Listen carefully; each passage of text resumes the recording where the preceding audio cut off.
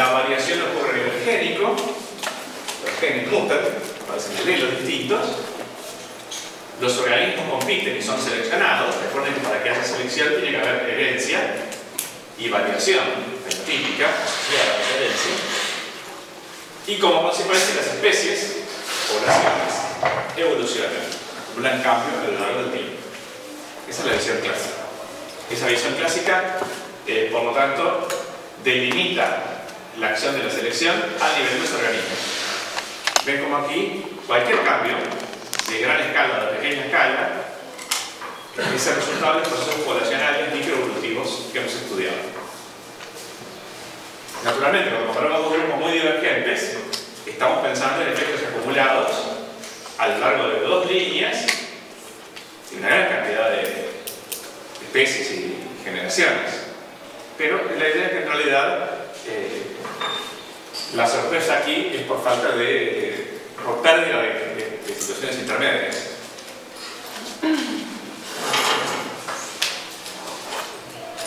Noten que esta teoría incluye, de hecho, una jerarquía de nivel de organización. Esta diapositiva está tomada en la clase de primeras de curso. Incluye una jerarquía de niveles, pero la selección y más en general los procesos que importan operan a un nivel poblacional, involucrando unidades que interactúan entre sí, que son los organismos, un tipo de individuo particular. El destino de los alelos, en realidad, depende de su efecto en la eficacia reproductiva de los organismos, precisamente. ¿Sí?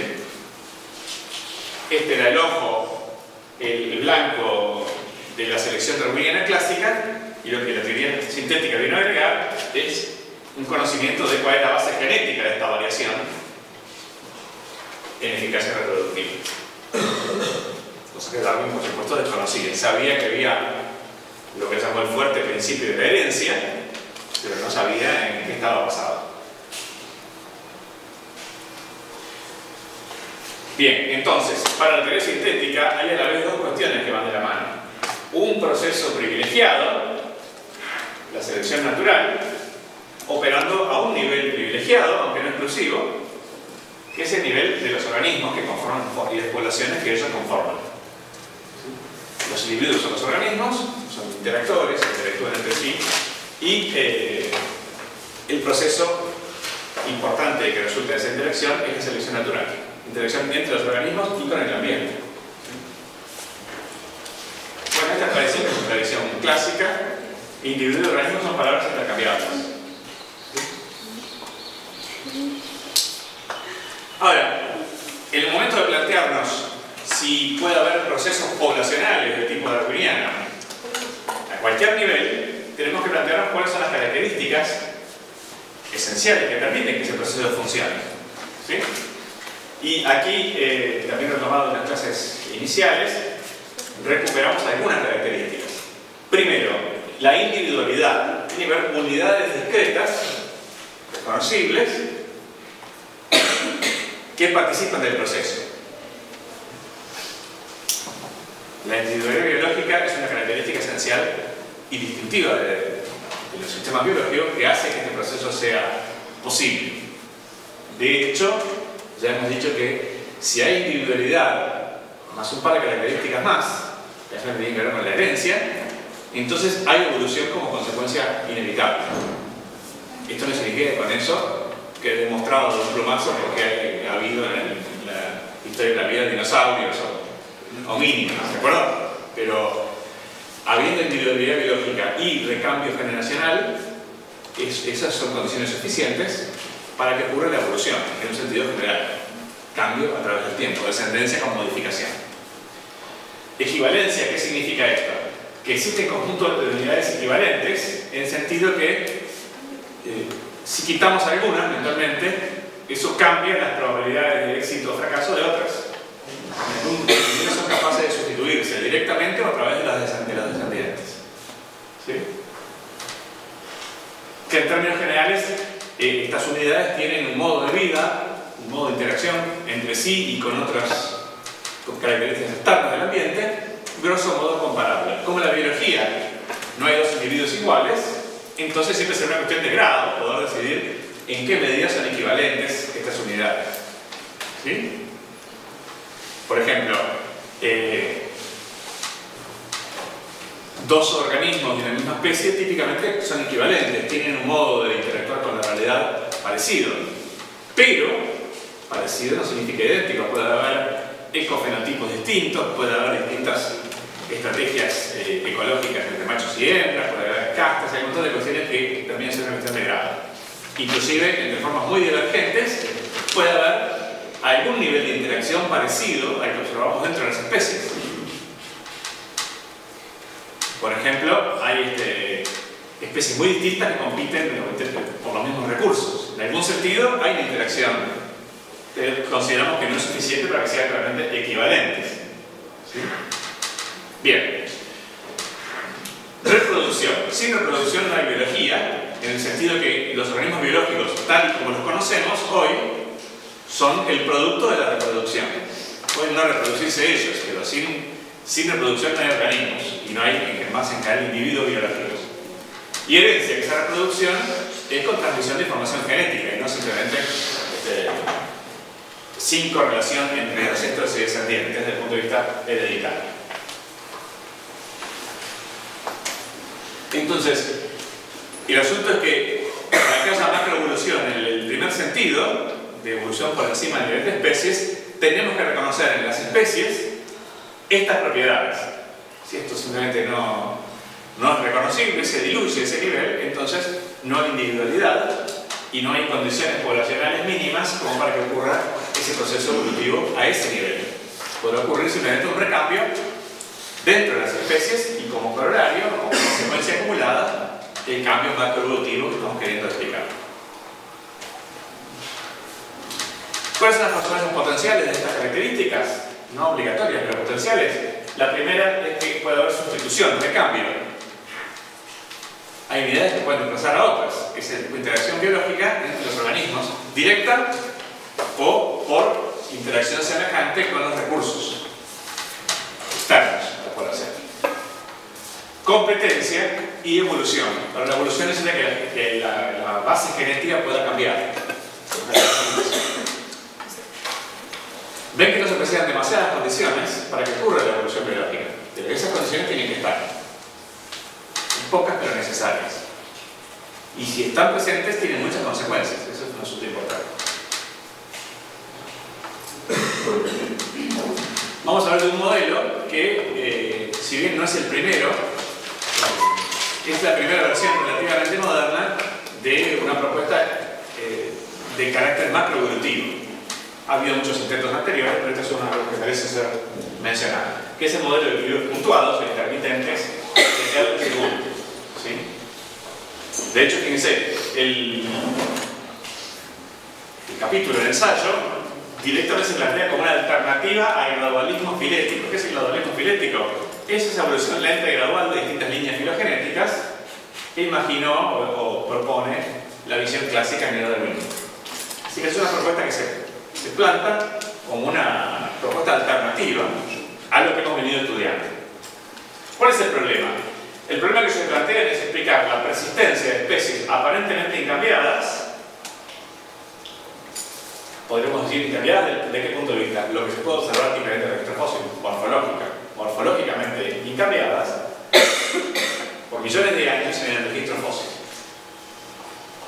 Bueno, una solución posible que está planteada en ese trabajo, y discusiones que estuvieron en torno a ese trabajo, es pensar la especie como una unidad de evolución, como un individuo, que diríamos hoy con más claridad. Esto implicaría la extensión del darwinismo del pensamiento poblacional, en el sentido más amplio, a otro nivel jerárquico, el de las especies. Las especies serán individuos, ¿se acuerdan el planteo de Michael Kisselen?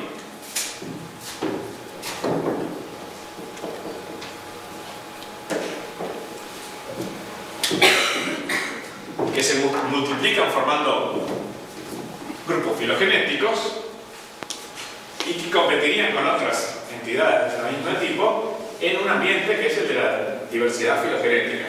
Se compite por un lugar, por un número de lugares en esa diversidad.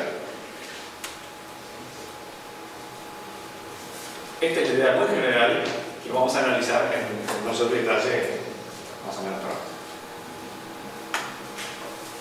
¿Qué implica esto? no implica, aunque en algún momento lo pareció, incluso en los propios escritos de los autores, vemos algo en el pasado de las primeras escaramuzas que no implica la eliminación de la selección clásica, sino el agregado de un nivel superior, con individuos de un nivel superior y procesos de selección por encima del clásico. Vamos a adelantarnos a una cuestión.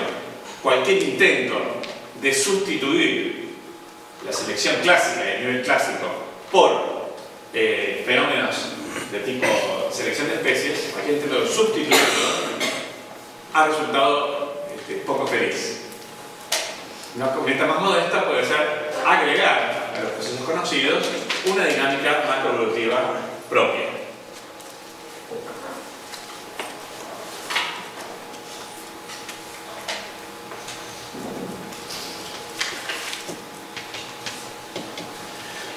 Bueno, esto plantea un montón de problemas importantes, entre otras, que cuando tenemos varios niveles de selección, entonces puede haber selección operando en sentidos opuestos. Una característica favorable a nivel organísmico puede ser favorable a nivel de las especies o puede ser desfavorable a nivel de especies. Y viceversa. Sí. ¿Cómo? Reproducción entre especies, bueno, no es una reproducción sexuada, es una reproducción por fisión. La especiación sería la reproducción. ¿Sí? ¿Está bien? Bueno.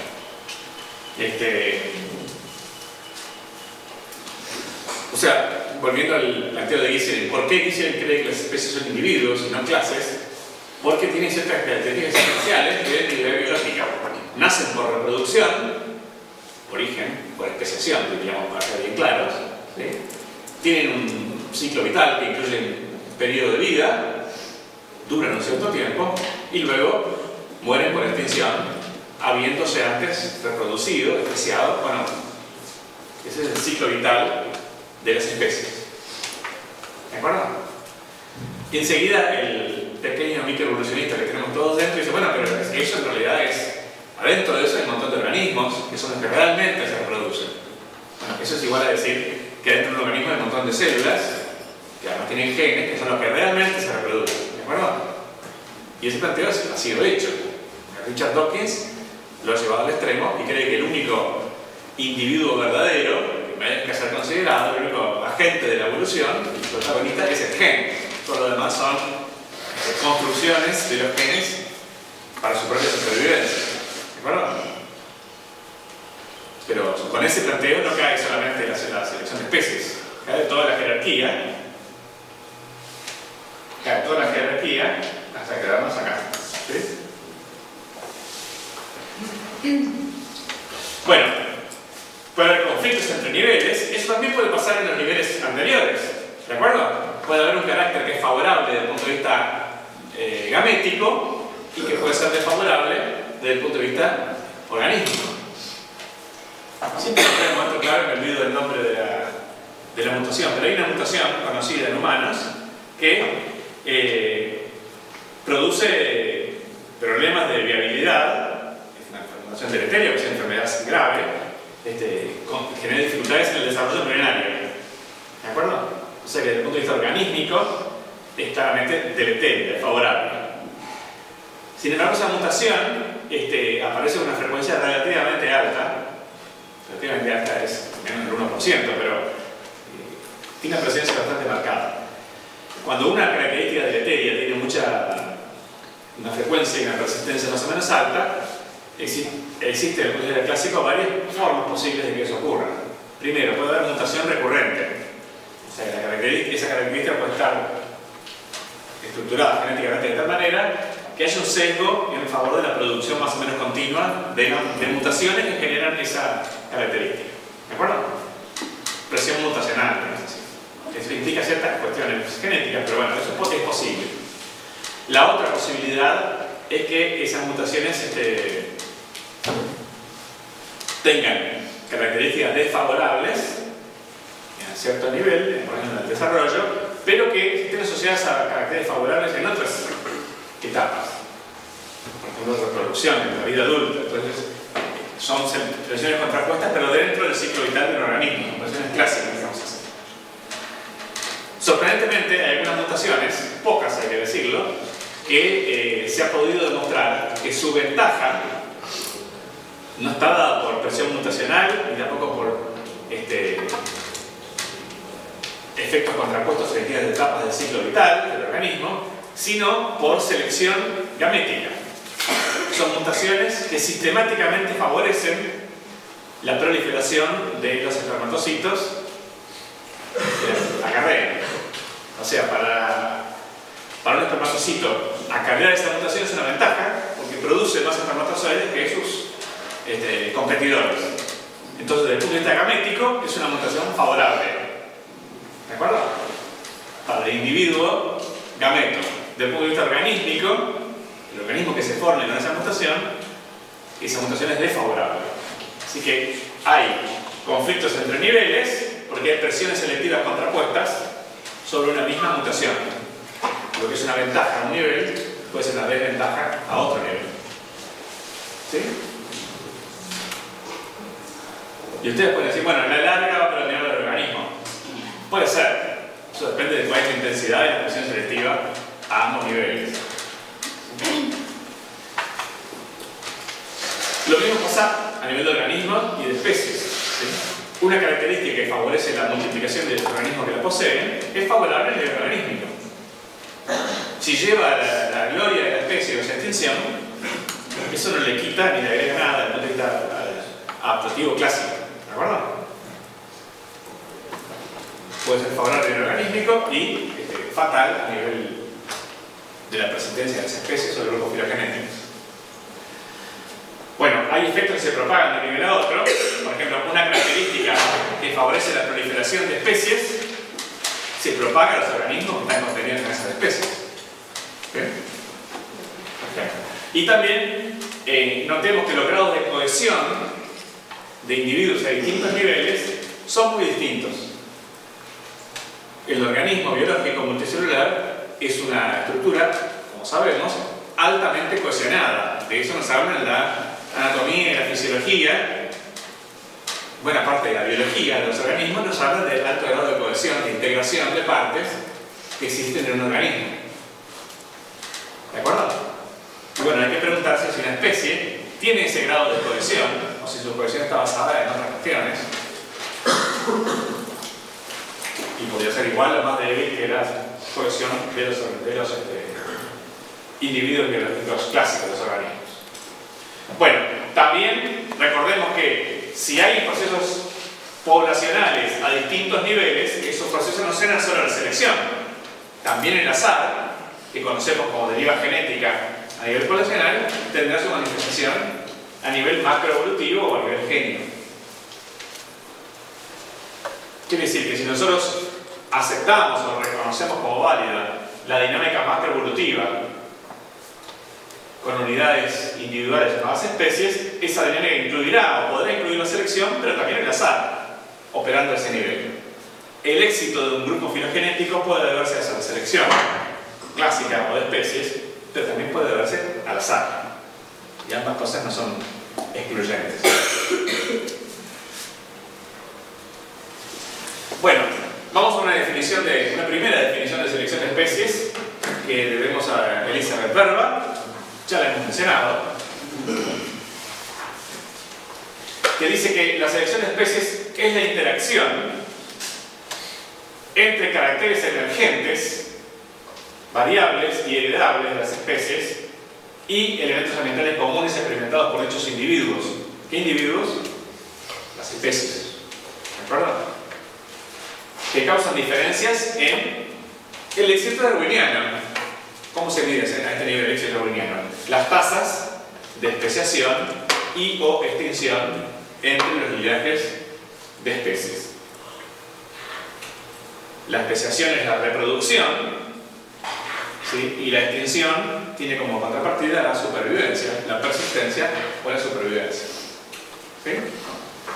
Recuerden cuando hablamos de selección a nivel clásico decíamos el éxito darwiniano, que se manifiesta en muchas cosas, pero de forma resumida en la supervivencia, el organismo tiene que sobrevivir con mayor o menor probabilidad que otros, y en la reproducción no alcanza con persistir.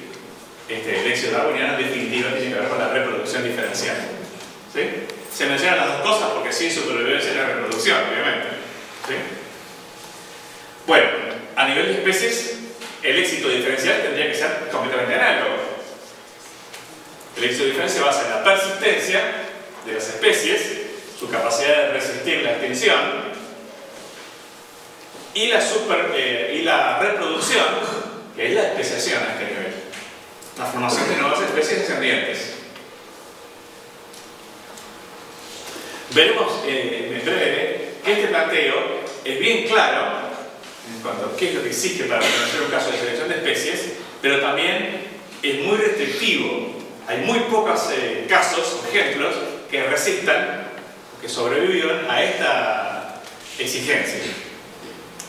Porque fíjense que los únicos caracteres que pueden ser válidos como blanco de la selección de especies son aquellos que son emergentes al nivel de las especies, que no son reducibles a niveles inferiores. ¿Sí? Por eso dice emergentes. Vamos a hablar un poquito de caracteres emergentes y ver que es muy fácil nombrar muchos caracteres emergentes a nivel organísmico con respecto a los niveles celulares o génicos, y bastante difícil encontrar caracteres emergentes consistentes a nivel de especies o grupos filogenéticos. Lloyd y Gould plantearon más recientemente una definición un poquito más atenuada, menos exigente, y es que dicen que a ellos les basta con que exista variación heredable, por supuesto, pero en lo que llaman la eficacia darwiniana emergente. Si un linaje es más eficaz que otro, para ellos es suficiente para que haya selección de especies, aunque las bases de esa eficacia sean clásicas organísticas, por ejemplo. En cambio, Darwin diría no, tienen que ser caracteres emergentes del nivel de las especies y no simplemente consecuencias corolarios de propiedades organísticas. Una pregunta, pero sí. Eso último, de que les basta con que sea mejor, no sea a nivel organístico. Es un poco contradictorio, pero de que en realidad se pueden reconocer procesos que no son reconocibles a menor. Sí, en realidad lo que pasa con esto es que todos los casos que caen ahora como de selección de especies tienen bases clásicas. O sea que son consecuencias de la microevolución, de la eficacia diferencial de los organismos que forman esas especies.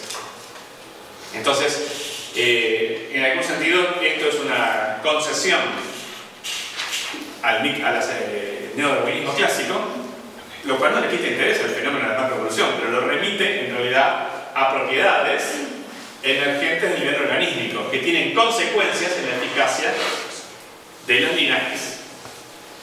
¿Sí? O sea, esto termina siendo algo bastante clásico. Sí, los grupos filogenéticos tienen propiedades distintas, porque están formados por organismos distintos, y eso puede afectar su modo de vida y en general las probabilidades de extinción o supervivencia y de especiación o fragmentación de esos linajes. La dinámica macroevolutiva, en otras palabras, de organismos muy distintos puede ser bastante distinta.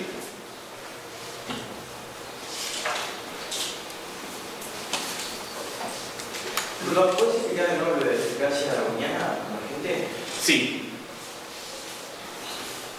Vamos a hacer una disquisición. Esto se va a volver más claro, pero con algunos ejemplos, pero es un buen momento para hacer una pequeña ampliación.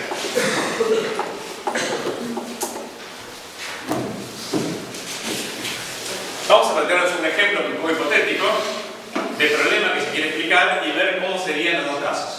¿Sí?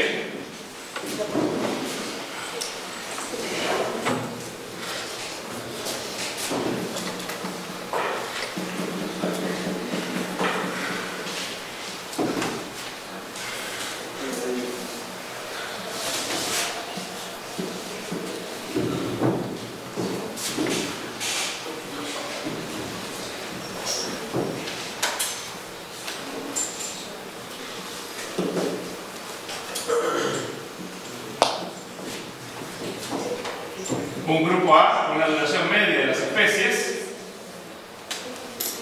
mutación en el registro fósil, ¿sí? 10 millones de años.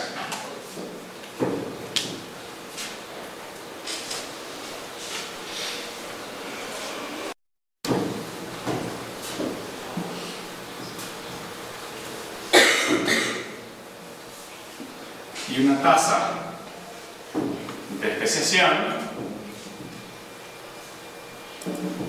inventar cualquier número, ¿sí? De 0,5 especies por millón de años. Cada 2 millones de años hay un evento de especiación, en promedio, ¿no? Y tenemos un grupo B. Estos son grupos filogenéticos. Posiblemente, para que esta comparación tenga un sentido pleno, tendría que ser dos grupos filogenéticos hermanos. Son dos linajes con la misma antigüedad que están compitiendo, entre comillas, por un éxito diferencial en su historia. ¿Sí?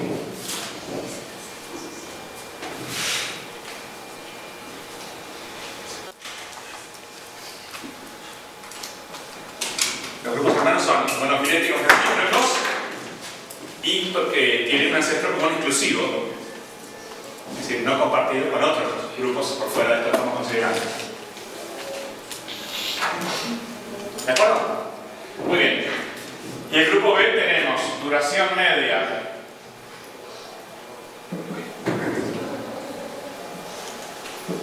en el registro fósil, voy a inventar otro número. 8 millones de años.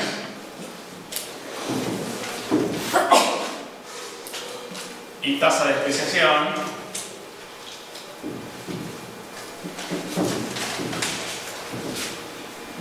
0,7 millones de especies por millón de años. Bueno, si estas características se mantienen, vemos que el primer grupo, las especies duran un poco más, lo cual es favorable, obviamente, para el éxito del grupo. Pero especian un poco menos. El ritmo promedio de producción de especies es un poco menor que el otro. Bueno, si estas características se mantienen fijas, si son heredables y constantes, entonces podemos calcular cuál es la dinámica y qué probabilidad tiene un grupo de proliferar exitosamente por encima de otros. ¿Sí? Noten lo siguiente. Estas son tendencias a la persistencia con mayor o menor probabilidad y tendencias a la subdivisión, la proliferación de especies, mayor o menor éxito. Ahora, por supuesto que las dos cosas están sometidas a fluctuaciones al azar. ¿Sí? O sea, las especies se pueden extinguir antes del tiempo medio o después, eso depende del azar. Y el número de especies hermanas, hijas, descendientes de una también puede fluctuar al azar. De modo que hay una dinámica que tiene elementos, si quieren, selectivos, sesgos consistentes en un sentido o en otro, pero también todo eso opera en un marco de proceso aleatorio. ¿De acuerdo? Sí. Pero ahí igual el éxito no sería cuántas especies da al final. El éxito es, pasado cierto tiempo, si un grupo tiene más especies que otro, o incluso si uno sobrevivió y el otro se extinguió. Ah, pero ponele, por ejemplo, que el de abajo forma más especies, dura menos. Sí. Sí, se puede calcular qué podría pasar, ¿no? Y se puede hacer un modelito determinista, si eso fueran cuestiones fijas, o un modelo probabilístico, donde en cada generación, en cada millón de años, hay que hacer la probabilidad de extinción o de multiplicación. ¿No? Típico proceso evolutivo con elementos deterministas y elementos al azar. O mejor dicho, con sesgos fijos, pero que se manifiestan en el proceso al azar. Sería la forma más clara de plantearlo. Al igual que la selección, ¿cierto? Tenemos una variable que da mayor probabilidad de supervivencia y de reproducción, tal vez, pero al final se resuelve al azar su destino en la población. Hay sesgos determinados que hacen que el proceso sea selectivo, no enteramente al azar, pero la selección también es un proceso aleatorio, no es un proceso determinista. Todo lo que tiene esto sobrevive y todo lo que no tiene muere. Sí. Si el eficacia de la gente no estaría solamente determinado por la evolución de las especies y la clasificación. Bueno, en realidad no respondí a la pregunta de compañero porque no apliqué estas dos formas de ver las cosas a estos ejemplos. Está planteado el ejemplo por ahora, ¿sí? Entonces, para Verba, esto sería selección de especies si las causas de estas diferencias no son propiedades de los organismos, sino propiedades o caracteres emergentes del nivel de especie. ¿Sí?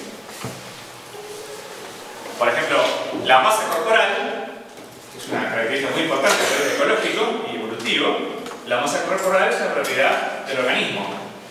Y puede pasar que un organismo de tamaño más pequeño tenga mayor o menor probabilidad de supervivencia y especiación. Para Verba eso no sería selección de especies, porque el carácter en que se basan las diferencias es un carácter organístico, no emergente del nivel de especies. ¿Sí? Para Gould y Lloyd esto sería suficiente porque hay eficacia emergente a ese nivel. O sea, cualquiera sea las bases biológicas, aún las bases organísticas, clásicas, hay una consecuencia macroevolutiva que para ello es suficiente para que sea un caso de selección de especies. Como dijo alguien por aquí hace un momentito, en realidad lo de la eficacia emergente amplía el campo de la macroevolución y la selección de especies a muchas cuestiones clásicas. Muchas de estas diferencias serían simples corolarios o consecuencias macroevolutivas de propiedades o caracteres clásicos de los organismos.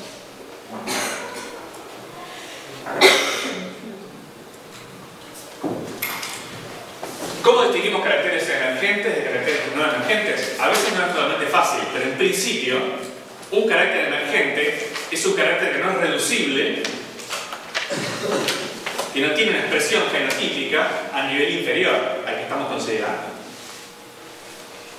Vamos a mencionar un ejemplo fácil a nivel organístico, que lo tenemos más claro, menos oscuro. ¿Sí? El color del plumaje de un ave es un carácter emergente a nivel organístico. Esto no significa que no tenga bases celulares y genéticas, pero ni la célula ni el gen tienen color de plumaje. ¿Sí? Las bases biológicas están a niveles inferiores, pues la herencia es a nivel inferior, ¿de acuerdo? Pero el carácter como tal emerge a un nivel de organización que es el organismo. ¿Sí? Bueno, entonces, si distintos tipos de aves en una población tienen éxito de armonía diferencial por su plumaje, eso es selección clásica a nivel organístico porque se basa en caracteres emergentes del nivel organístico. ¿Sí? Así que acá podrían poner, fíjense, selección organística y modificar la definición de Verba para aplicarla a ese nivel. Sería la interacción de caracteres emergentes, variables heredables de los organismos, interacción de eso con y los elementos elementales comunes experimentados por dichos individuos que causan diferencias en la supervivencia, en la reproducción y o supervivencia entre los linajes de organismos. ¿De acuerdo? Pueden mirar la definición de selección clásica, como la haría Verba, como la haría Colase, que tiene una definición general de selección de ella en estos términos. ¿De acuerdo? Pero si van al nivel de organismos, de especies, tienen que aplicar exactamente la misma lógica. Bueno, entonces ahí la pregunta es, ¿qué serían caracteres emergentes de las especies que no son reducibles a caracteres de los organismos? No es que no tengan bases organísticas, como en el caso del plumaje, tiene bases celulares y génicas, pero se manifiesta como carácter y emerge a nivel de organismos. Por ejemplo, vivir en sociedad. La estructura social, ¿sí? Eso podría ser una característica emergente que no es simplemente, no es reducible, aunque tiene bases, a las propiedades de los organismos. Un organismo no tiene estructura social. Contribuye a ella, forma parte de ella, pero no la tiene. No es un carácter organístico. ¿De acuerdo? ¿Sería poblacional? Me gusta esa diferencia entre algo poblacional. Especies y poblaciones están muy fuertemente ligadas, ¿no? Porque las poblaciones forman las especies, ¿de acuerdo? Y a veces incluso puede haber algún nivel intermedio, que haya poblaciones, unidades supraorganísticas, pero dentro de las especies. ¿Sí? ¿Está bien? Así que el caso de las especies es un caso particular de selección por encima del nivel organístico. Bueno, ahí tenemos una posible propiedad emergente del nivel de las especies, o de las poblaciones, si quieren. No hay estructura social de un organismo, pero al menos pertenece a ella, contribuye a ella, pero no existe la estructura social de un organismo. A veces también, para hacer la distinción, conviene distinguir entre un carácter emergente y lo que se llama un carácter agregado. El número de individuos de una población podría ser un carácter agregado si es simplemente que se acumulan cosas que no interactúan entre sí para formar eso. ¿Sí? Es la suma de caracteres individuales, el agregado de ellos. Caracteres emergentes es cuando al nivel que estamos considerando se producen interacciones novedosas en la cual participan las unidades inferiores, pero no alcanzan en sí mismas las unidades para proveerlas. Hay interacciones. ¿Sí? De repente la densidad poblacional, si fuera simplemente la suma de lo que hace cada individuo sin interacción ninguna, es un carácter agregado. En lugar de tener 10 individuos tengo 100. Ahora, si hay interacciones fuertes entre organismos que condicionan la densidad poblacional, aún el tamaño poblacional, podría ser un carácter emergente ya. Porque depende un poco de cuál es la dinámica interactiva. Si es una simple acumulación o manifestación superior de una cosa que ya está en la base, o si aparecen interacciones y propiedades novedosas que emergen en ese nivel y aunque tengan bases inferiores no existe el nivel inferior. No es que no tengan conexión con el inferior, que no existe en el nivel inferior. El plumaje de un ave no existe en sus genes, aunque tiene bases ahí genéticas. El gen no tiene pluma, todas las cosas. Bueno, y esta definición es mucho más laxa, tan laxa que hay gente que dice, está bien, esto puede andar, pero esto es lo que veníamos diciendo los neodarwinistas desde nuestro origen. ¿Sí?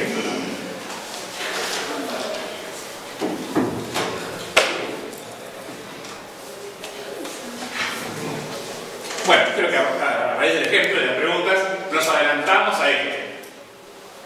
¿Sí? Un carácter emergente es específico de cierto nivel y no existe como tal a un nivel inferior, aunque en esos niveles inferiores tiene sus bases. Porque para que sea heredable tiene que tener un fundamento genético, ¿sí? Así que no es que esté desconectado, está muy conectado, pero conectado de una manera particular. Bueno, los patrones de distribución, rangos de distribución de especies y poblaciones podrían ser caracteres emergentes si no son simplemente la suma sin interacciones de lo que hace cada individuo y nada más. La estructura poblacional, densidad, composición podrían ser ejemplos de caracteres emergentes que existen y se manifiestan a nivel de las especies y las poblaciones y no existen realmente a nivel de los organismos, aunque estos contribuyen a estas características.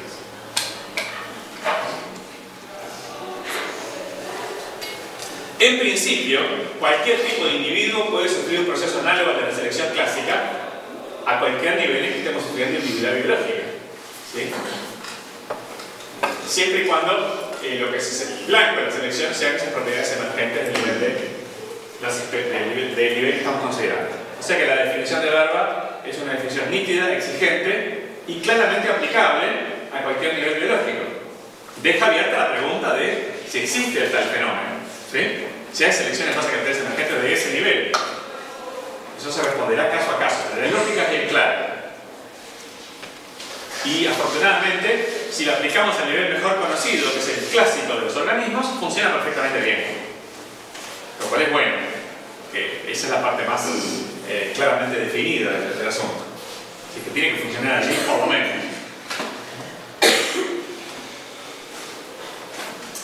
Una unidad de selección, un individuo si ustedes quieren, tiene que ser reconocible por su individualidad y también por adaptaciones a ese nivel, adaptaciones que resultan de procesos de selección a ese nivel específico. Quiere decir que hay la prueba, digamos, de la selección a un nivel determinado incluye varias cosas. Incluye que haya individualidad biológica, incluye que se manifiesten caracteres emergentes y finalmente incluye algo que tiene que ver con la eficacia, que a ese nivel, si la selección es eficaz, no solamente posible en principio, tiene que haber adaptaciones atribuibles a los procesos evolutivos a ese nivel. ¿Se entiende esto? Pensemos en el caso darwiniano. Darwin no solamente plantea un mecanismo posible, sino que dice, bueno, y las adaptaciones de los organismos son consecuencia del proceso de selección natural a nivel clásico. El proceso no solamente opera en principio, es eficaz. Y Darwin se compone de enumerar características biológicas que son adaptativas, porque son resultado de la selección operando a nivel organístico. Si fuera un proceso viable en principio, pero sin ningún ejemplo práctico, bueno, se mantiene como la lista de lo posible, pero no es eficaz. No nos aporta nada para entender la diversidad biológica.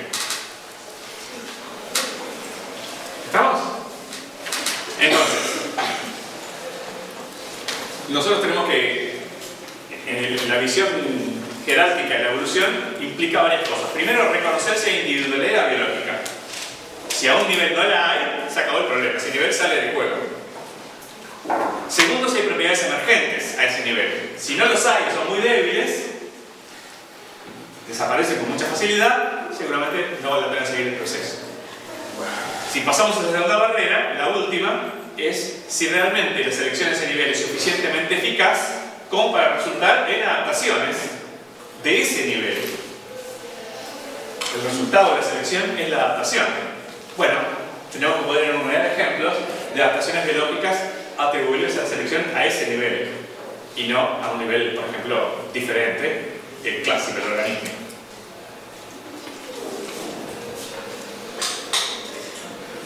Pero dice que una de las cuestiones más interrogables en general de la biología es cómo la biología es capaz de estructurarse en sistemas complejos que implican una jerarquía de niveles de organización. Ya la estructura compleja de un organismo multicelular requiere pensar cómo pudo haberse formado ese tipo de estructuras y mantenido en el tiempo. Note que desde el punto de vista de la tasa de reproducción bruta, un organismo unicelular es mucho más eficaz que cualquier organismo multicelular.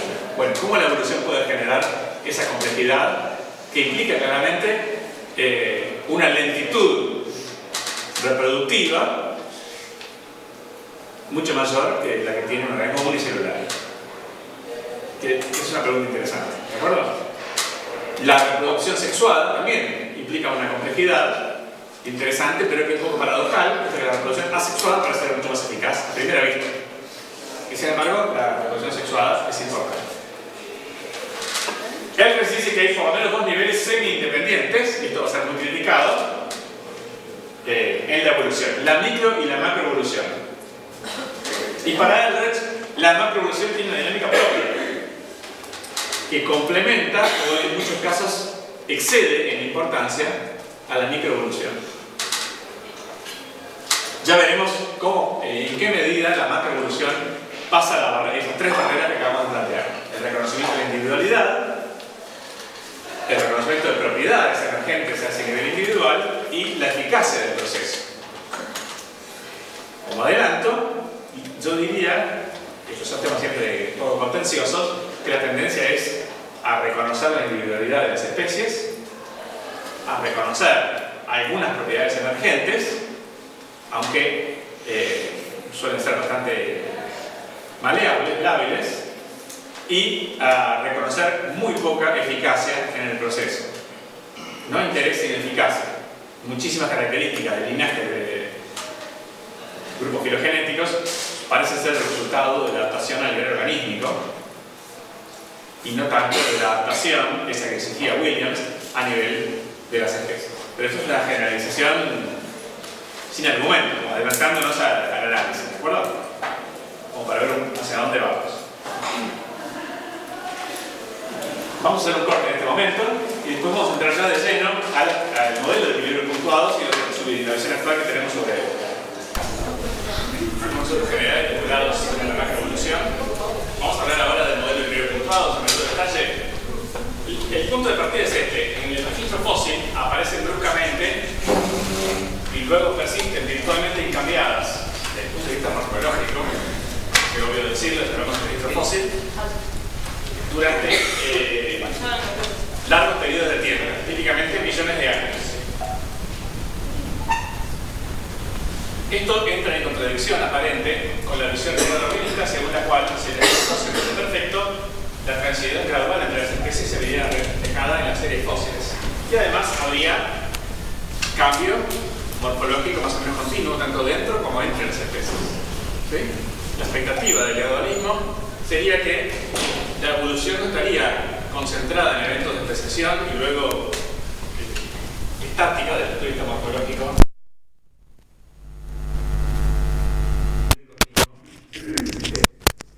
De cambio.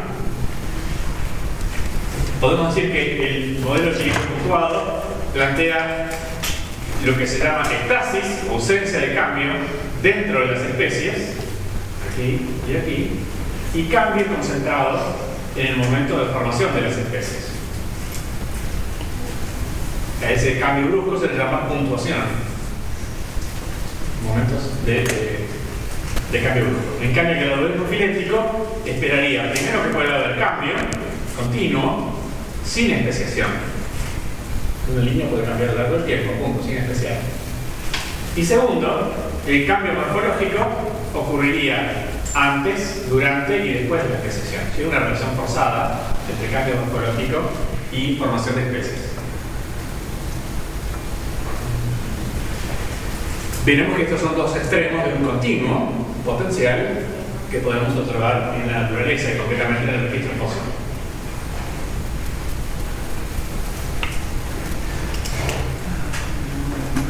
Esta tablita plantea encasillar algunos extremos de posibles combinaciones. ¿Sí?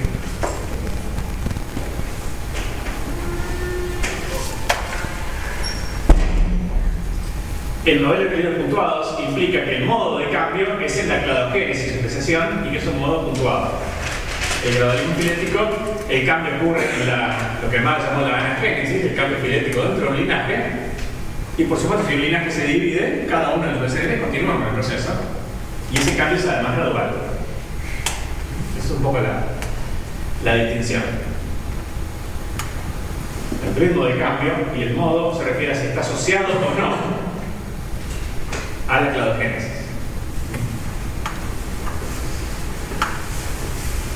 ¿Por qué decimos que son dos extremos de continuo? Porque si estos dos esquemas, el de la izquierda y el de la derecha, se pueden expresar como situaciones extremas de un continuo donde en un montón de formas intermedias en que se convenían modos y grados de evolución de distinta manera. ¿Sí? Por ejemplo, acá hay un elemento de puntuación, y es que hay periodos de tiempo que son estáticos, pero también hay cambio que no ocurre exactamente de manera más o menos instantánea en el momento de la especiación. Acá hay un cambio acelerado asociado a la especiación, pero no limitado a él, así sucesivamente.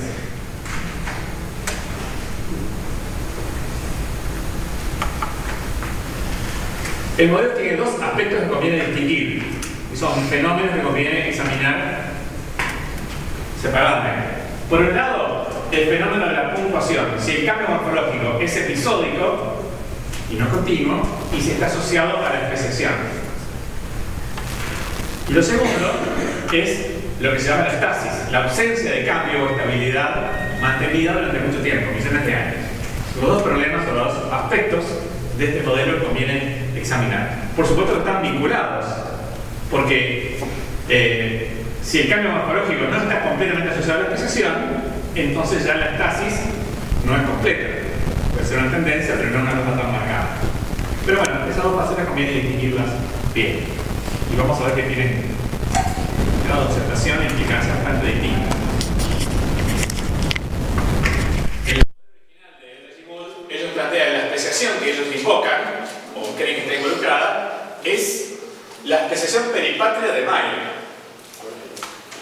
Realmente, cuando ellos hablan de especiación, no invocan ningún modelo nuevo o muy alejado de la teoría sintética, sino que es el modelo clásico de Mayer de la especiación peripatria. Hablan de la especiación rápida en poblaciones periféricas pequeñas, especiación geográfica, pero en pequeños aislados poblacionales. Y es una especiación que, al igual que la del estudio de Mayer, puede ser particularmente rápida y requiere que ocurra, se produzca en poblaciones pequeñas y periféricas de la población central. Y Y esto tiene que ver con por qué no se encuentra la transición, las formas de transición en el registro fósil. Conviene de repente referirnos al trabajo de tesis de Eldredge. Eldredge era un compañero de la Universidad de Columbia, si mal no recuerdo, de doctorado, y la tesis de Eldredge fue un esfuerzo de un grupo que en la década del 60 se planteaba, bueno, si la evolución es a nivel poblacional y la paleontología quiere formar parte o contribuir al estudio del proceso evolutivo y no solamente de sus consecuencias, vamos a buscar estratos cada vez más finos y además cada vez más ricos en representación, de modo de acercarnos más y más a la escala poblacional. Tener muchos ejemplares y ejemplares finamente distribuidos en el tiempo, en el registro fósil, ¿de acuerdo? Así que era una intención bastante clara de acercarse al microevolucionismo desde lo más clásicamente macro que es la paleontología. Eldredge se dedicó a buscar eso en estratos ricos en trilobites y para su sorpresa encontró, bueno, sucede que hay una zona que es una zona oceánica en el centro de Estados Unidos donde había un registro fósil muy rico y fino, es decir, había muchos fósiles y finamente estratificados en el tiempo, ¿sí? Y para su sorpresa ahí hay especies que básicamente no cambian a lo largo del tiempo y cada tanto aparece una especie nueva, conectada a la anterior, pero de manera más o menos brusca. Un poco por fortuna, Eldredge encontró algunos estratos mucho más pequeños pero periféricos donde tuve la suerte de poder demostrar que en esta localidad, vamos a tomarlo de otro color, en esta localidad esta especie existía desde antes. ¿Sí? Entonces, lo que aquí es un cambio brusco, aparición brusca de una nueva especie, en realidad lo que estamos viendo es la colonización de una especie que se formó en la periferia y que ahora aparece bruscamente en esta parte central del registro. Entonces explicaría, fíjense, formación de una nueva especie en la periferia, expresión peripatria, y aparición brusca en la zona central del registro por colonización de una especie ya formada. No es que aquí, en este lugar, se pasó de esto a esto en forma brusca. Ese es un evento de colonización. ¿Cómo sería esta especiación? Y bueno, eso se invoca Namae, geográfica peripátrida, con esas características.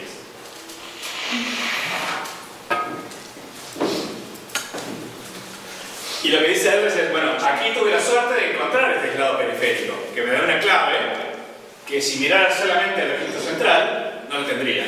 Pero en muchos casos puedo no tener ese registro periférico. Para ir al ejemplo clásico además de la especiación peripátrida, en el registro fósil yo encuentro lo que te da el registro, no puedo elegir.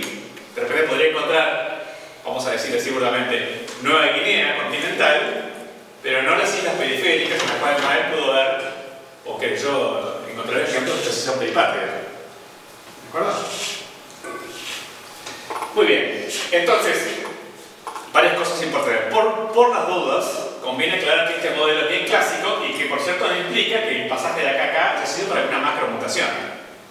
Especiación rápida, divergencia rápida, no implica que sea que una manifestación de enormes efectos haya transformado una especie en algo radicalmente distinto. No lo dice para nada, ¿sí? ¿Es rápida en qué sentido? Bueno, en relación al registro fósil, a una escala de millones de años, este proceso de especiación peripátrida podría ser casi instantáneo, ocurriría en unos pocos miles de años, o decenas de miles de años. Eso es nada a escala geológica o paleontológica. Muy bien. Entonces ven que la puntuación, en primera instancia por lo menos, no implica algo demasiado heterodoxo, más bien clásica la explicación. De hecho, veremos luego demasiado clásica que nuestra visión de la especiación también ha cambiado desde el principio de la clasificación hasta ahora. La idea que tenemos de la especiación es bastante más rica hoy de la que había en aquel momento. Se entiende que Mike hizo maravillas con lo que disponía, pero hoy tenemos otras herramientas de análisis que nos permiten examinar el problema de manera un poco más fina. Muy bien, ¿qué sabemos de la especiación? muchas cosas, acabamos de crear varias clases del tema, pero sabemos que el proceso poblacional es gradual. Prácticamente nadie discute que el proceso de especiación es microevolutivo. Dijimos, creo que varias veces en el bloque de la especiación, que la especiación, el proceso es indistinguible del proceso microevolutivo, excepto alguna cuestión, las consecuencias, que termina produciendo unidades, en plural, incompatibles desde el punto de vista reproductivo. Pero el camino hacia ese resultado es completamente tradicional. El proceso es gradual, ¿a qué escala? La escala de la microevolución, la escala poblacional. Pero puede ser rápido o instantáneo, la escala geológica.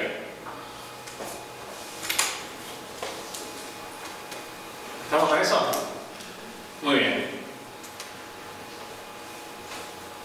También sabemos que la especiación rápida y en general las etapas tempranas de la formación de especies distintas, especies biológicas aisladas, normalmente implica divergencia rápida justamente de algunos genes mediados por selección. Selección natural, en sentido amplio, natural sexual y natural no sexual. Es decir, que nuestra visión de la especiación hoy es mucho más seleccionista de lo que era hace 20 o 30 años. Tenemos más evidencia de cómo son esos procesos. También sabemos que por lo general, aunque el proceso inicialmente puede estar basado en los pocos caracteres divergentes, en general a la larga la consolidación de un perfil diferencial de especie involucra centenares, si no miles de caracteres, de genes implicados. Las especies típicas, aún las muy cercanas, suelen diferir en un conjunto importante de características. Pensamos que en una etapa muy temprana pueden ser unas pocas las que intervienen, pero el proceso, una vez que se desencadena, facilita la acumulación de divergencias adicionales.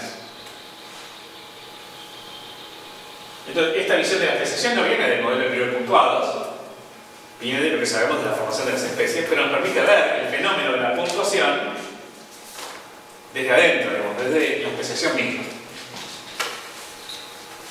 Es mucho menos misteriosa, aunque no menos fascinante, la especiación hoy de lo que la era hace 20 o 30 años. Y no se sabía cómo eran esos cambios rápidos, peripatrios, Mayer daba una revolución genética. No había forma de entrarle a ese problema con demasiada claridad, ¿sí? Había una manifestación fenotípica y algunos intentos de entender cómo podía ocurrir esa divergencia fenotípica más o menos rápida en tiempo evolutivo. Bueno, entonces la puntuación la miramos hoy desde la especiación misma y vemos que es una visión bastante simple. Es una visión gradualista y seleccionista. Esto no impide que las haga, pero que hay un fuerte impacto de la selección positiva, tanto sexual como no sexual, en el proceso.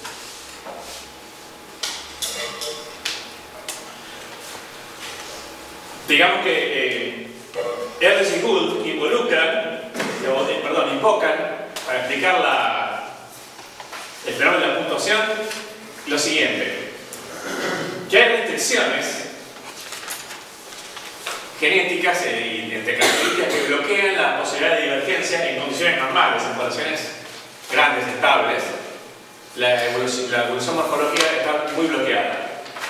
Y que la especiación peripátrida, esa especiación o divergencia en poblaciones pequeñas, periféricas, plantea condiciones particulares que permiten romper con esas restricciones. Estamos hablando de la estasis y de cómo cambia la situación respecto a la puntuación. Esta clase de explicaciones no tiene mucha aceptación, hay que decir la verdad. Los microevolucionistas y los estudiosos de la especiación miran esto como palabras fáciles, digamos.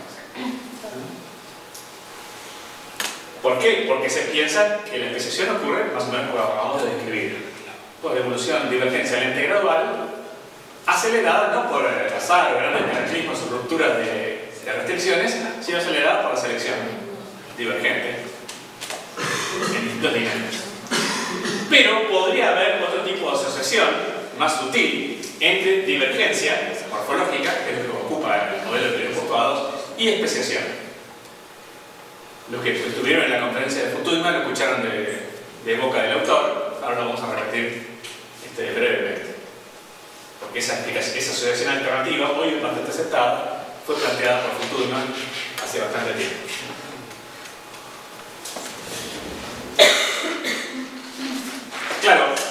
explicación de la puntuación tiene que ver con la explicación de la estasis, ¿cierto? Porque la ausencia de cambio, en ciertas condiciones aparentemente, también tiene que explicar por qué en otras condiciones se puede acumular cambio rápido morfológico. Las explicaciones de la estasis tienen que ver, en términos de los macroevolucionistas, con restricciones estructurales, por ejemplo, correlaciones genéticas entre caracteres que bloquean o traban la divergencia, trabas que se pueden romper en condiciones especiales, extraordinarias, producto de la especiación peripática. Digamos que en la revolución genética de Bayer, en la periferia de las distribuciones, sería el marco propicio para que sucedan cosas que normalmente no pueden suceder. Otra explicación también clásica, pero más del lado del neodarwinismo, es que la selección estabiliza a las especies en torno a una norma y que son nuevas especies las que adquieren normas diferentes, digamos así. Por ejemplo, el fenómeno de conservación de nicho. Una especie suele estar ligada a un nicho de un modo de vida que con frecuencia no cambia. Por ejemplo, como la respuesta más común al cambio climático no es la adaptación local. La especie se queda en el lugar y hace el aguante y se adapta a las modificaciones del clima, sino las migraciones. La especie se retrae o se expande en función de las fluctuaciones de su nicho, digamos así, de sus condiciones óptimas. Como que la evolución es flexible pero a su vez es conservadora, en cuanto que lo más probable es que la especie mantenga su nicho y lo siga, digamos así, a lo largo del tiempo y del espacio. Más que se quede afincada en un lugar, pase lo que pase, y se adapte a nuevas condiciones y nuevos nichos in situ. ¿Sí? Naturalmente, en algún momento tiene que haber cambio de nicho para que haya diversidad a la larga. Pero aparentemente la respuesta más posible a corto plazo es la conservación del nicho, más que su cambio más o menos libre. Sin embargo, sabemos que, con respecto a este punto de las restricciones, sabemos que desde el punto de vista genético esa explicación es bastante débil. Vamos a ver un ejemplo. Es cierto, hay correlaciones genéticas entre caracteres. ¿Qué es una correlación genética? Es que si yo selecciono un carácter, que tiene que tener base genética, heredable para que sea blanco de selección, como ese carácter no es independiente de otros, al seleccionar un carácter selecciono otros que están correlacionados a él. ¿Sí? Bueno, la pregunta es ¿cuán inflexibles son esas correlaciones? Si son muy inflexibles, entonces la evolución está un poco trabada porque tiene que ser algo favorable a ambas características lo que puede evolucionar, a no ser que algo rompa esas correlaciones. Bueno, acá hay uno de muchos resultados de análisis de correlaciones genéticas. En estas mariposas, el tamaño del ocelo, la mancha esta coloreada, anterior y posterior en el ala, vienen en pares en muchas especies, son dos características muy correlacionadas. ¿Sí? Si yo hago selección para uno del mayor ocelo anterior, medio que automáticamente para el rato estoy seleccionando también un mayor tamaño del ocelo posterior. No son independientes. Hay una correlación genética entre ambas características. Sin embargo, por selección, yo puedo romper o modificar esa correlación. ¿Qué tengo que hacer? Seleccionar, por ejemplo, un ocelo anterior mayor y simultáneamente un ocelo posterior menor. O igual. En 25 generaciones, en este experimento, 25 generaciones de selecciones con distintas combinaciones, logra romper o modificar esa correlación genética. De modo que puedo tener organismos con ocelos anteriores grandes y pequeños combinados con lo que sea en la otra característica. En resumen, existen correlaciones genéticas, pero esas correlaciones genéticas son producto de la evolución y son cambiables, como son las características individuales también.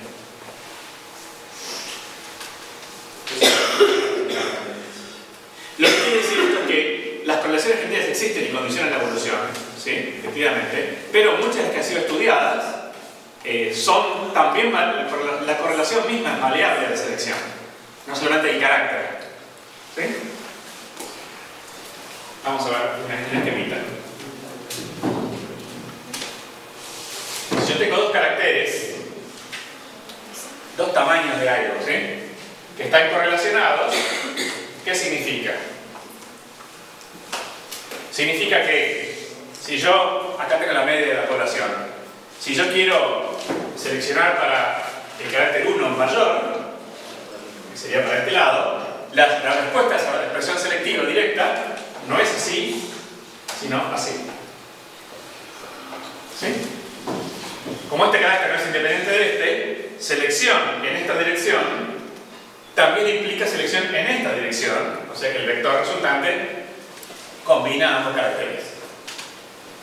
Esto es la correlación genética.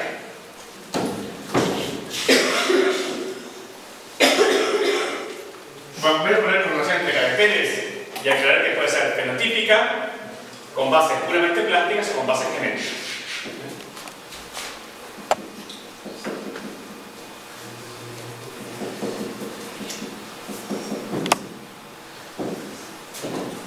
Muy bien. ¿Cómo podría demostrar en este ejemplo que hay correlación? Bueno, como decimos, tomo un punto de partida, cualquiera, y selecciono una característica. O celo anterior más chico. Si el carácter es independiente del otro, ese proceso selectivo no me modifica el segundo carácter. ¿Sí? O sea, selecciono para acá y este carácter permanece incambiable, cambia solo para azar. Si hay correlación, la selección de un carácter arrastra consigo cambio en el otro carácter, no son independientes genéticamente. ¿Sí? Bueno, ese es el fenómeno de la correlación genética, que efectivamente condiciona la independencia de caracteres. El punto de estos experimentos es que esa correlación genética es una característica biológica que también se puede hacer evolucionar. Yo puedo seleccionar para una mayor correlación entre caracteres y para una menor correlación entre caracteres. Entonces, la correlación misma es blanco de la selección potencial y puede modificarse. 25 generaciones, como podrán imaginarse, desde el punto de vista evolutivo no es mucho. Significa que la dependencia entre caracteres se puede quebrar con relativa facilidad. ¿Cómo? Por selección. ¿Cómo seleccionar? Bueno, haciendo una selección un poquito más en este esquema vemos que esta era la presión de selección.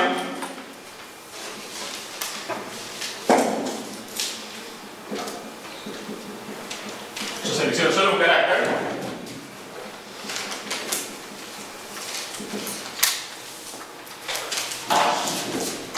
Y este es la evolución resultante, ¿no?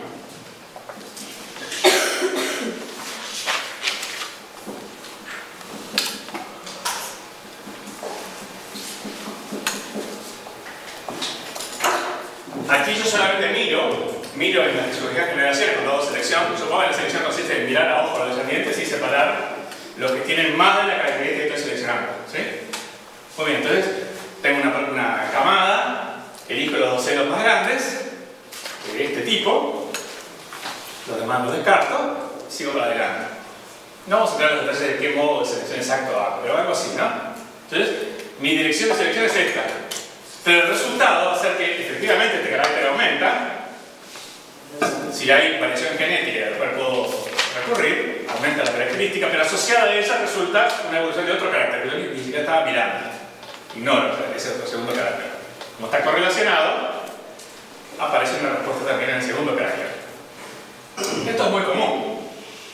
Imaginen ustedes que seleccionan para una mayor masa corporal. Bueno, habrá muchas características asociadas a eso. ¿Sí? Muchísimas características que van como de arrastre. Si ustedes solamente ponen el blanco de la selección en esa característica, masa corporal. ¿Por qué? Porque hay correlaciones fenotípicas de base genética, que sean parte de esa característica, como muchísimas otras. Así que se las llevan regando, digamos así, por arrastre, aunque ni siquiera las miren en el proceso. Bueno, otra forma de selección es decir, voy a elegir los que tienen ocelo más grande acá, pero entre ellos, aquellos que no tienen ocelo más grande, aquí, hago una selección más fina, mirando los dos caracteres. ¿Sí? Entonces lo que estoy haciendo es... Asumir que algunos están más relacionados y otros no. Claro, la correlación genética no es una característica inamovible, es una característica que también depende de los genes y tiene su variación. ¿Sí? Entonces lo estoy seleccionando por una menor correlación genética entre caracteres. No solamente cambio de un carácter, sino cambio de un carácter elegido, condicionado a que sea lo más independiente posible del otro carácter. Posiblemente en la primera generación tenga un efecto de correlación, pero lo puedo ir quebrando si mantengo una selección que mire ambos caracteres y no solamente uno. ¿Sí? Muy bien. Entonces, la respuesta es que las correlaciones genéticas existen, condicionan la evolución, pero son también características maleables, heredables y variables, y por tanto blanco en la selección. No son como un misterio que envuelve dos caracteres y los hace intocables. Los hace dependientes para siempre. Estos experimentos no son la solución a todos los problemas, porque típicamente son experimentos sobre caracteres que son continuos, tamaños, longitudes, que son seguramente poligénicos, se basan en muchísimos genes, ¿sí? Y esa misma poligenia hace que los efectos sean difusos y cambiables, maleables, tanto carácter a carácter como entre sus correlaciones. ¿Sí? Pero bueno, nos muestran que también el tema de la correlación genética se puede examinar, no simplemente creer que es fuerte o débil, es un problema que tiene un componente empírico. Bueno, vamos a la explicación de Futuyma, que es hoy la más acertada. Lo que dice Futuyma es algo que sabemos bien, reconocemos bien, y más hoy todavía que cuando se propuso, pero que tiene consecuencias importantes. A veces no alcanza a conocer un fenómeno, sino porque hace falta evaluar sus consecuencias, su significación más profunda, digamos. Imaginemos, dice Futuyma, una especie, ¿sí? Se forma una barrera geográfica y una barrera que después desaparece. Se forma ese aislado periférico, si ustedes quieren, que imaginan Magritte, Gould y Eldredge, pero ese aislamiento es transitorio, en un momento coexisten nuevamente las poblaciones. Así que hay un periodo de aislamiento y un periodo de reconexión entre las poblaciones.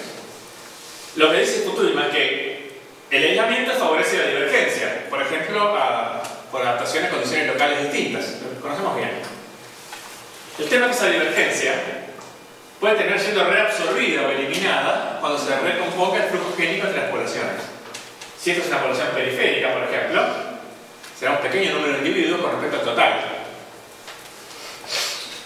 No alcanza con que se forme la divergencia, tiene que además persistir el reencuentro con la población original. Si no hay barreras reproductivas, entonces la inercia de la gran población y el nicho que está asociada y el flujo génico fuertemente asimétrico, la población grande influye mucho más sobre la chica que al revés, por la cuestión de tamaño, nada más, ¿sí? Hace que es probable que esta divergencia inicial se pierda, no llegue a mantenerse y consolidarse. En cambio, dice Futuyma, si aparece en ese periodo de aislamiento geográfico una barrera reproductiva, entonces esta unidad ahora es independiente de la original y resiste el flujo génico, es impermeable de hecho el flujo génico. Entonces, no pasa nada raro con el carácter, nada distinto, pero cuando queda asociado, queda ligado a un aislamiento reproductivo, cualquiera sea su causa, tiene más posibilidades de persistir. No de originarse, de persistir. ¿Sí? Ven que mientras estamos en alopatría, esta barrera reproductiva es puramente hipotética, no se manifiesta en nada. ¿Sí? Si no hay contacto, no hay barrera reproductiva operando. ¿Sí? O sea que esta divergencia y esta divergencia serían idénticas.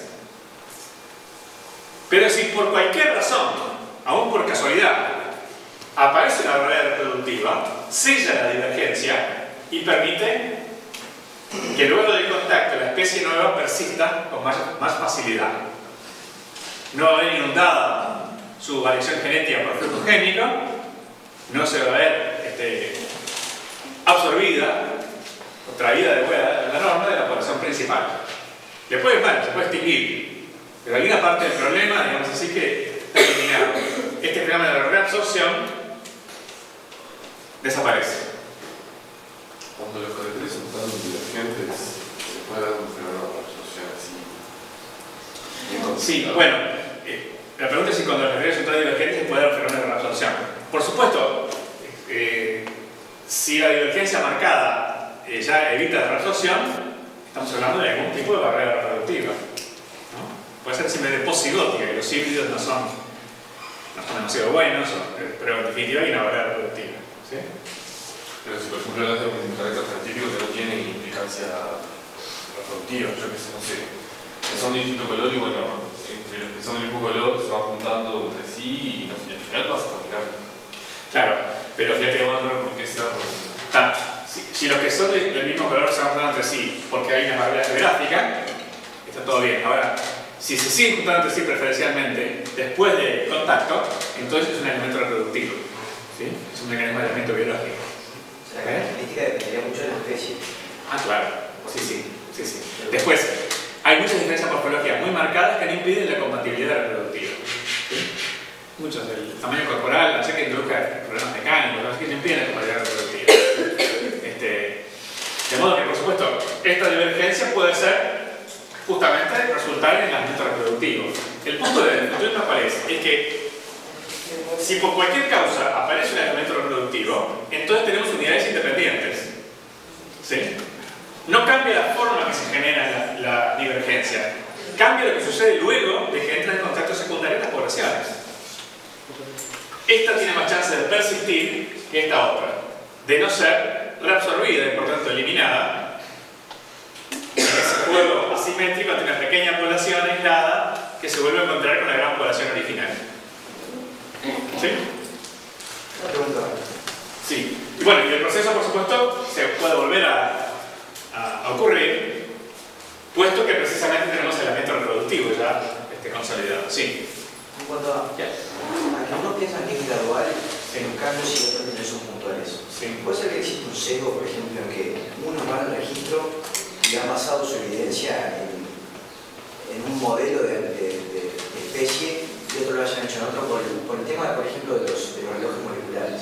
Sí. Que se vio que, o sea, se quiso hacer una generalidad, pero en realidad cada movimiento tiene sus particularidades. Entonces podría haber un sesgo ahí. Sí, hay una buena pregunta.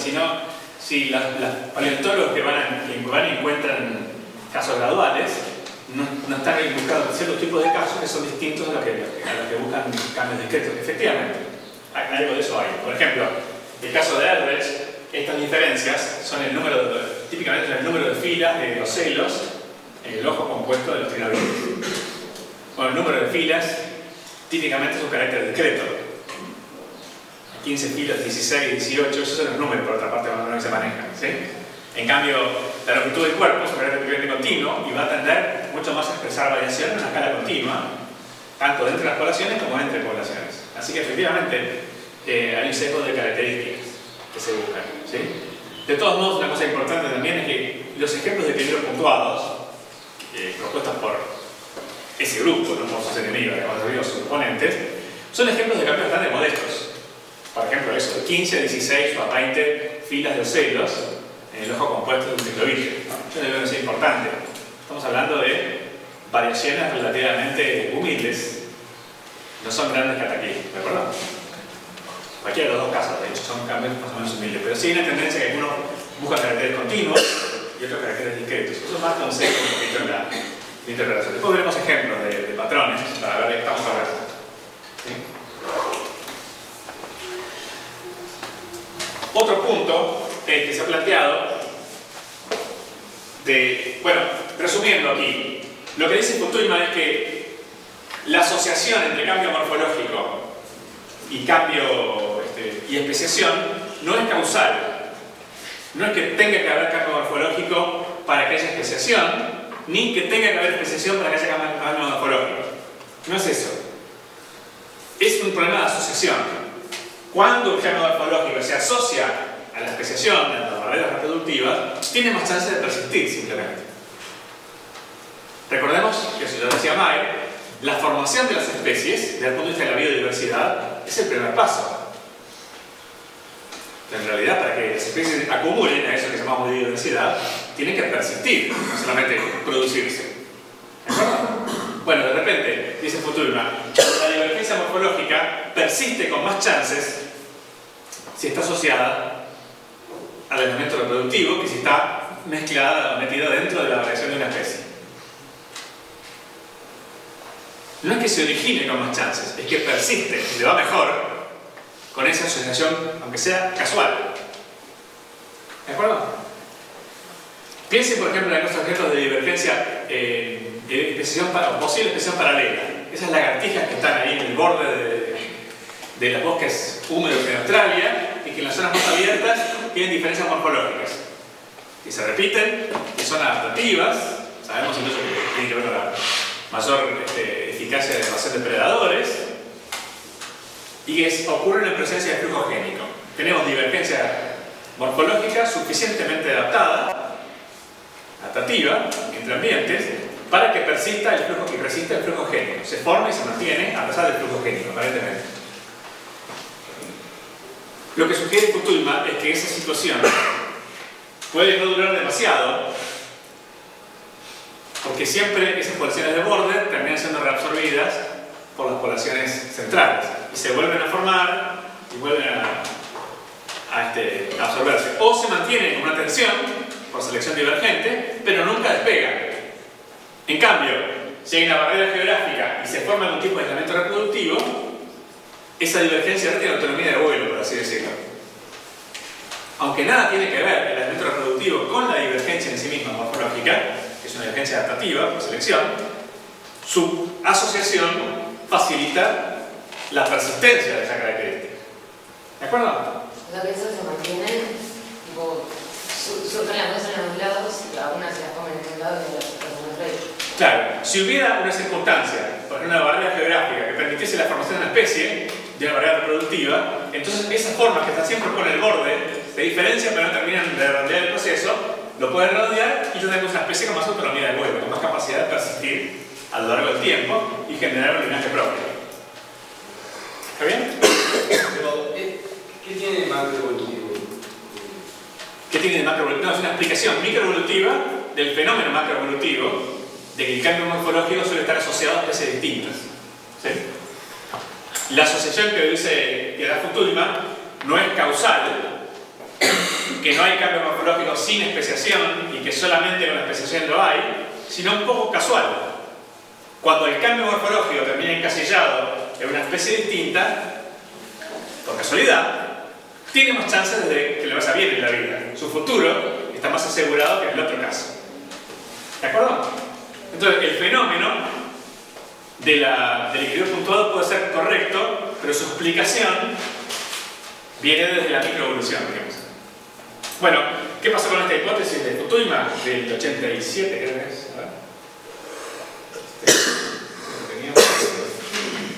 Bueno, ¿qué pasó con esta hipótesis? Después de mucho pataleo, el propio Gould declaró que le irritó profundamente por una especie de invasión desde los microevolucionistas a explicarle ese fenómeno, terminó aceptándola como la más, posiblemente la más correcta.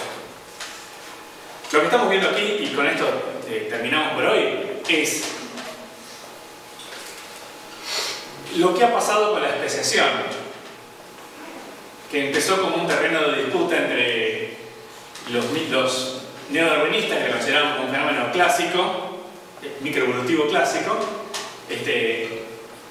con lo cual los mecanismos normales de las poblaciones deberían alcanzar para estudiarlo, y gente con visión un poco más macroevolucionista, incluyendo el propio Bayer, en cierta medida, que decía que la especiación eran procesos particulares dentro de condiciones muy particulares que producían, en algunos casos por lo menos, revoluciones genéticas y cosas que simplemente no podían ocurrir en el marco del gradualismo filético clásico, dentro de las poblaciones normales. Bueno, la visión microevolutiva se ha ido tomando posesión, se ha ido comiendo el campo de la especiación, que está dominado por la microevolución, y algo parecido está pasando con el campo de la macroevolución en cuanto al fenómeno básico de la divergencia inicial entre especies. ¿Sí?